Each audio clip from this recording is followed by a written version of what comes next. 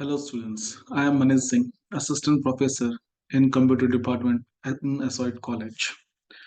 In today's session, we are going to learn Dynamic Host Configuration Protocol that is known as DHCP that works on application layer.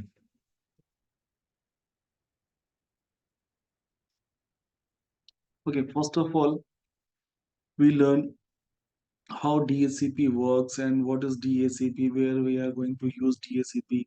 Okay, that we will learn step by step. Dynamic Host Configuration Protocol. It is an extension of BootP protocol. Okay, actually DHCP is the advanced version of BootP protocol, and BootP is a older version of DHCP. It assigns IP address dynamically to the client. Dynamically means it assigns IP automatically. We cannot configure IP manually. DHCP was not officially designed by Microsoft. DHCP server works on UDP 67 port and DHCP client works on UDP 68 port. Basically, what is port? Your computer networks basically works on a four address. The first one is URL that works on application layer. The second one is port address that works on a transport layer. Basically, port address that can be used for end-to-end communication. Now we move to the next address that is called IP address that works on a network layer that can be used for end device to device communication. And the last one is MAC address that works on a data link layer. So basically port address that is used for end to end communication. Why to use DHCP? DHCP reduce the complexity and amount of administrative work by using automatic IP configuration. First of all, we understand this DHCP using a one example where we are going to use DHCP and where we are going to use manual TCP IP configuration. Suppose if I'm taking the example of computer lab. In a computer lab, all the PCs are static. They are not moving. So in that scenario, we are going to use static or manually IP configuration or TCP IP configuration. Suppose we take the another example of shopping mall. In a shopping mall, is there is an internet service available free of cost, and if the user enters in the shopping mall, they want to use internet. First of all, they need an IP address. For they want to go, suppose in that scenario they are not using DHCP. For in that scenario, user may go to the network administrator personally and they ask for the IP. In the network administrator giving IP to the user. In that scenario, suppose in the shopping mall 100 users are there, so network administrator wants to give IP to each and every devices. It's a very tedious task. So in that scenario, we are going to use dynamic host configuration protocol that dynamically assigns PC IP to each and every devices. I think it's understand to everyone. Now there is a uh, uh, differentiation between manual versus automatic IP configuration. First of all, we take manual TCP IP configuration. IP address are entered manually on each client computer. Means the network administrator have to enter the IP manually to each and every devices. Possibility of entering incorrect or invalid IP. Suppose that if the number of users increases, then the network administrator have to maintain or they have to remember all the IPs, or they have to make another note where we have given the IP to which devices. So it may be chance they give a wrong IP to a wrong devices, or it's a duplication of IP.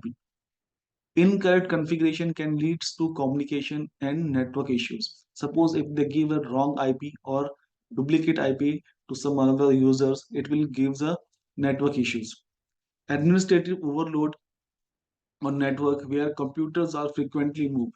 In that scenario where computers are moving, in that manual TCP IP configuration is very tedious or it will time consuming. Now we come to the automatic TCP IP configuration. IP address are supplied automatically to client computers. In that, they do not have to enter the IP address manually. Ensures that client always use correct configuration information. Basically, in DSCP, they have to use a correct configuration that can be understood in the help of in practical. Client configuration is a updated automatically to reflect changes in the network structure. If there are any changes, they have to reflect in the configuration. Eliminates a common source of network problem because the IP is assigned by a device that is called DHCP servers. So it will eliminate the common source of network problem. Why to use DHCP? Centralized administration of your IP subnets, automatic IP address assignment and configuration, the return of unused IP address to the available pool of IP address. Suppose I am having a pool of 100 IP address, and suppose I am using 60 IP address. So 40 IP addresses available that can be reserved in a available pool. How your DHCP works? First of all, we understand DHCP lease. DHCP client computer steps through on transition states in the process of stabilizing a valid IP address. The 6 steps are: the first one is initializing, selecting, requesting, bond, renewing, and rebinding. Let me understand each steps one by one. The first one is initializing. First of all, it binds 0000 means 0.0.0.0 address, sends out DHCP discover packet to its all subnets. Means suppose if a device is enter in a DHCP zone, it will binds with 00 address and will send this packet, or it will broadcast this packet to all their local subnets. It broadcasts packet to UDP port number 67, which is DHCP boot P server port. Basically, 67 port number is reserved for DHCP and boot P. The next step is selecting. DHCP server receives DHCP discover packet. It checks if valid free address available or not, because it have to check in the pool if they're having a free address, IP address or not. Then it responds with a DHCP offer packet broadcast to UDP 68 port, which is for DHCP boot client. Basically, UDP 68 port is reserved for DHCP and slash boot P client. DHCP offer packets contain IP address, subnet mask, IP address of DHCP server, lease duration, and other configuration option. Basically, the lease duration is a time duration. All DHCP server then reserves IP address they offer. This address cannot be assigned to another client until it unreserved. Basically, once the IP address assigns to any another device, it cannot use by any another devices because it is already in use. If I'm giving the same address to another device, it may have a chance of conflict. So it can be used only after it unreserved. The next step is requesting. The client usually selects the first offer to come in and respond by broadcasting DHCP request packet. Request packet says, yes, I want you to service me. Means client requesting you service me. I accept the DHCP lease you are giving me. Lease, it's a time duration given to a client, means it's a time duration given to a client in that they can use this temporary IP address. Now the next step is bond. When server receive DHCP request packet, it responds client with DHCP acknowledgement. Basically, acknowledgement means it will acknowledge the client. Okay, when server receives DHCP request packet, it will acknowledge the client. Yes, I am getting your concern. Now the next step is renewing. When a client notices that its lease is 50% up, it tries to renew the lease. Actually, is the configuration in a DHCP. When a lease almost 50% is completed, it tries to renew the lease. It does it by sending a UDP packet. Basically, UDP, the full form of UDP is User Datagram Protocol packet direct to the DHCP server. It directly sends to the DHCP server. This packet is DHCP request packet, that is known as DHCP request packet, which asks if can keeps the TCP IP configuration information. If the server is available, it would normally agree to the request and send DCP acknowledgement packet. Suppose if I'm a client and I'm requesting for a lease renewing. If the server is available, it accept the request and it acknowledge the client. The next one is rebinding. When a lease reaches approximately 87.5% of its expiration time, the client attempts to renew the lease again if it could not be renewed in the previous attempt. Basically, they got the two attempts. The first attempt after 50%, if they fail in the first attempt, then it will apply for the next attempt in a when they have 87.5% of usage of their lease. If it fails, client can connect to any DHCP server. Suppose it fails in the second attempt also, then it will allow us to connect any another DHCP server that can be available in the network. If another DHCP is able to assign a new IP address, then client once again come in a bond stage. Suppose if another DHCP server available, it will give the IP to the client, and the client comes into the bond stage. I think I have explained the theoretical part. Now we switch over to the how DHCP works in a practical session. Next, now we go to the Cisco Packet Tracer. In that, we are going to learn how DHCP works. Okay, first of all, we take the devices, means end devices. We take PCs. Suppose I am going to take two PCs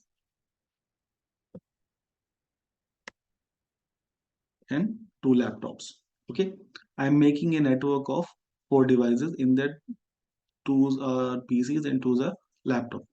Now I'm going to take one server. It's a DHCP server. Okay.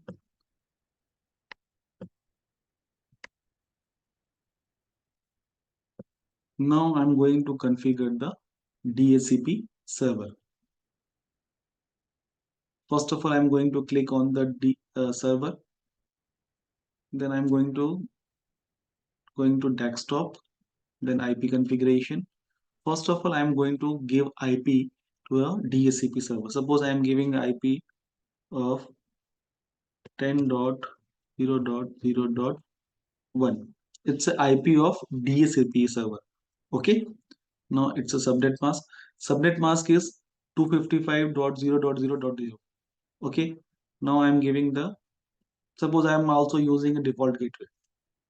Okay. First of all, understand what is default gateway. Basically, default gateway used when we are connecting two different networks. When your packet goes from one network to another network, at that time we are using a default gateway, because default gateway is a path where from all the packets goes from one network to another network. Suppose I'm using a default gateway IP address is 192.168.2.1. Okay. Now I am configuring the giving the IP of server. Now we going to the different services available in the server. We go to the DHCP. Okay, this is the DHCP configuration of a server. First of all, I have to on the service. Okay, I have enabled the services. Now I'm giving the default gateway. This is 192.168.2.1. We cannot use DNS server. Okay. Now the next field is starting IP address. We give from 10.0.0.2, and this is the subnet mask. And if I'm giving the maximum number of users. Suppose if I'm giving 50. Now save this changes. Okay. Again, I am going to explain what I have done. I have given the pool name. Pool name is server pool. I am giving the default gateway IP address, that is called 192.168.2.1. Now the next field is start IP address. The start IP address is 10.0.0.2, means the IP assigned starts from 10.0.0.2, and subnet mask is because that is belongs to a class A IP address. That's why the subnet mask is 255.0.0.0. And the maximum number of users that can assign in DHCP server, it's 50. Cannot allows more than 50 users. After that, I am save the changes. Okay, now your server configuration is completed. Okay,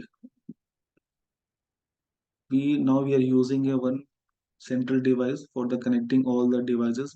Now I am going to use a switch. Okay, I have used a switch. Now I'm going to use connecting cables.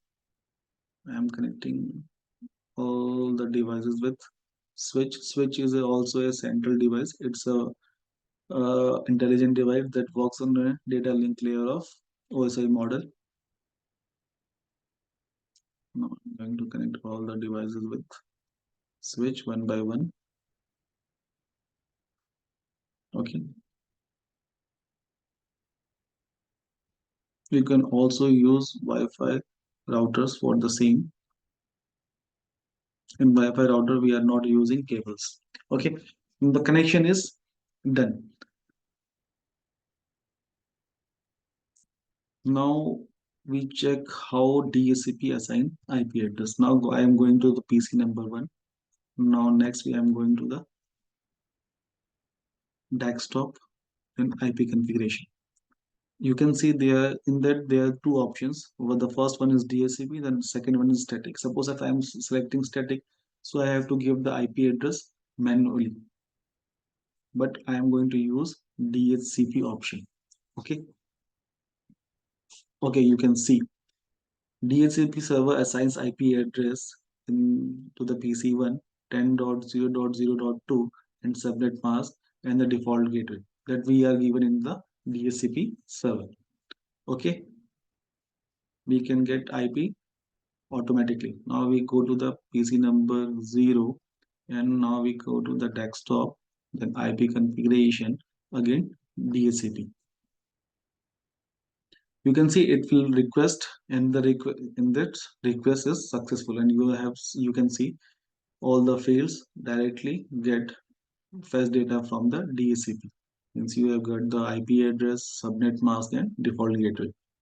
Now we move to the next laptop, then go to the desktop, then we go to the IP configuration. Then we select DHCP configuration. Okay, in that you can see how IP allocate to the devices that automatically. Now we move to the next or last laptop, and then we go to the desktop, IP configuration. Now we select DHCP configuration. Okay, IP is going to allocate to the laptop. This is 10.0.0.5 and subnet mask and default gateway. I think it is clear to all how DHCP works and how DHCP practically assigns IP address to each and every devices. Once again, I'm going to summarize all these things. In which scenario we are going to use DHCP? DHCP basically use in that scenario where devices are mobile, means they are moving from if the devices are moving. In that scenario, we are going to use DHCP. And in that suppose we have a lab in that all the devices are statics. In that scenario we are going to use manual TCP IP configuration. Okay friends, I think DHCP topic is clear to everyone. Thank you everyone.